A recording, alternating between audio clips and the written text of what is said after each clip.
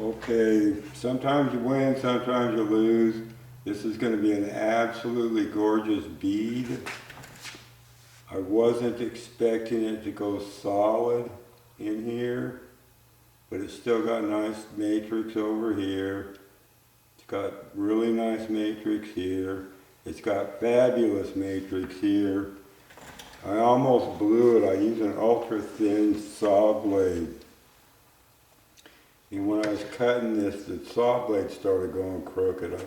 I ended up, because of my experience, I ended up being able to get the blank I was after. I told you I was wanting a 5/8, 16 millimeter blank.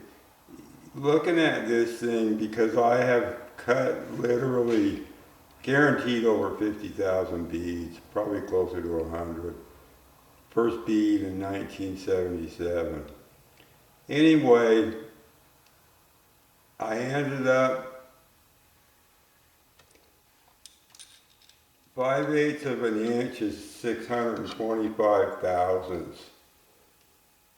You know, that's dead on. That's just how it came out.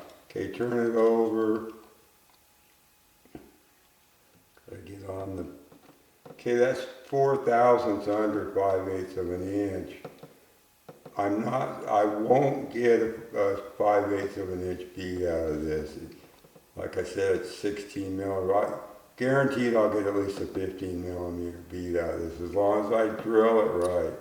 The reason that changed when I moved it in the caliper, because it drops down on one side. Anyway, I got real close to my 5/8 of an inch. What I'll do next is I'll get it laid out, because I need to get dead center on this piece of stone with my drill hole. If I can get dead center, it should come out pretty darn close to a 16 millimeter tube. I'm going to guess, as long as I get dead center, I'll get at least a 15.5 millimeter tube, and that's the basis of my bead.